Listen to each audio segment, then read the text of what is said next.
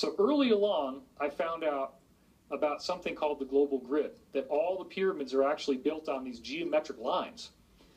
And I said, okay, well, there's got to be something with the lines that is a reason why you want to build a pyramid there. And it took years to put this together, but I ultimately concluded that there were stargates that appear at these spots. And that comes back to the research of Ivan T. Sanderson, who did this study of airplane disappearances and ships on the sea disappearing, right? And so he starts looking at the places where you got a plane flying through the air and it just vanishes, or there's a ship on the sea and it just vanishes.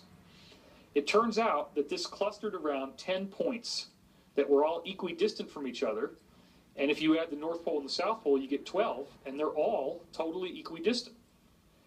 So this was in the global grid research right from the beginning, the idea that, okay, the Bermuda Triangle is one of these points. We've all heard of that one. There's one below Japan called the Devil's Triangle, does the same stuff.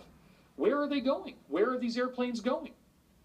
So I concluded that there must be some sort of wormhole or portal effect in these locations, and then when you connect the dots, on those dots, you actually get the ley lines. So all the pyramids in the world are built on these lines that you get when you connect the dots of all the big Bermuda Triangle spots on Earth. So then that leads me to conclude, okay, pyramids, Stonehenge, etc., these are in some way ascension generators. They are machines that could actually get you to travel through a stargate of some kind. So now I'm really primed for the idea that, well, what if everybody's going to do this? Everybody's going to go through this. And I also read Namkhai Norbu's classic book, Dream Yoga and the Practice of Natural Light, where he talks about Tibetan rainbow body practices that people would actually transmute their body into light at the end of their lives. So I'm looking at Christian prophecy and other religious prophecies, and I'm putting all this together, and I'm saying to myself, there's got to be some kind of species evolution akin to a spontaneous metamorphosis that's going to happen as we go through this. And that was where the ascension thing really started for me. And then I get into the law of one, and I find out, sure enough, we are all in a holographic spiritual reality here. And the reality is a class. And the class basically is teaching us to be more loving. It's the law of one. The concept that we are all one is what we're here to learn.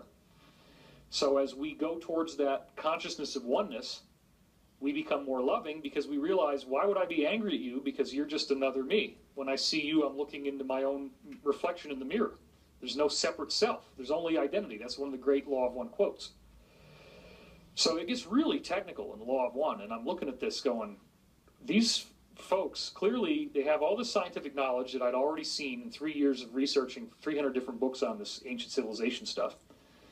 And now they're talking about the idea that there is a split. And they explain it as a three-way split. They say humanity basically goes in one of three directions as we go through this big change, which they call the quantum leap. That's very important. Some people ascend, which means you get a new light body and you stay with the earth. Some people actually go into some kind of negative reality where they graduate into basically some kind of hell realm, and they graduate in a sense, but it's very destructive. So this would be like your most evil people that now gain more technology and more evil capabilities. And a lot of people, what do you mean negative ascension? Well, 4D negative is one of the ways you can go. And that's in the law of one. But then the third way is cycle repeating, meaning that a lot of people have to do another cycle. They have to repeat the lesson. If you don't get that you're supposed to be nice, you get to do this all again for 25,000 more years, which is kind of a long time. So last night I was having this very in-depth conversation. I kind of wish that we were filming it, but, you know, went on for 3 hours and I said some really great stuff. But one of the questions that came up, which I think is kind of implied in what you asked me, was, what about the social aspect of how metaphysically ignorant the world seems to be right now? Like, people don't really seem to be getting it. And how could we be this close to some sort of solar flash, which is what it appears to be is going to happen. The sun gives off a big flash of energy. There's all these ancient prophecies that talk about it. I've been scientifically proving that's going to happen. If the sun does this and it activates our light body and it transforms our DNA and all this cool stuff, then why are we not more aware of it if it's so close? Well, you look in ancient texts like the Bible, just as one example, and it says, right up until the moment it happens, people are just going to be carrying on with their business. They have no idea.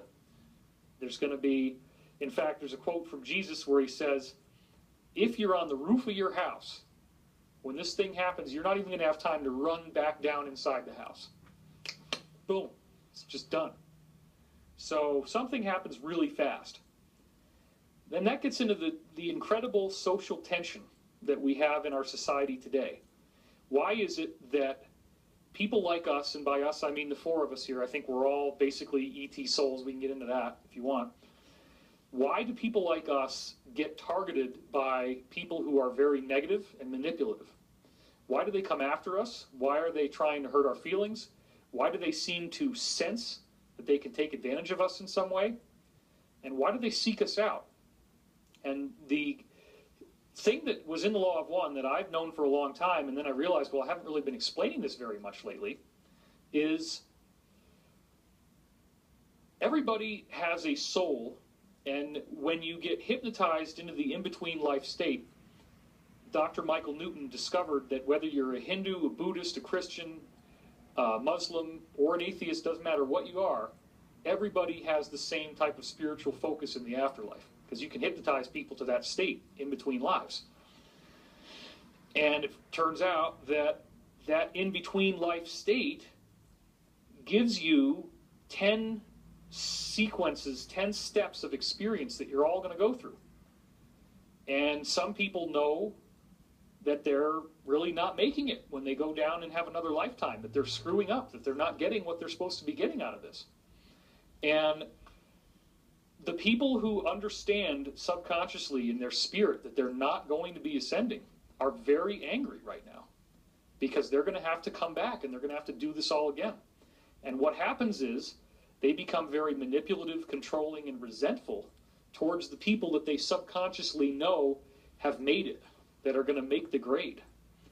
And this gets into the psychological and emotional aspect of the ascension discussion, which is, why are we going through such painful experiences? If you read the ageless wisdom of so many different spiritual teachings, they tell us that pain cracks the shell that we build around our heart, that walls out the love. So when we feel pain, we are breaking down that resistance to compassion.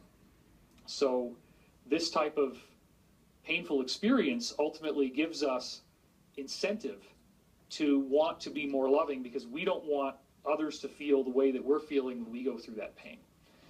So a big part of the ascension process is suffering. And it's not so much that you try to avoid suffering as that you try to handle it in the most effective way that you can to promote your ascension when it happens. So is there more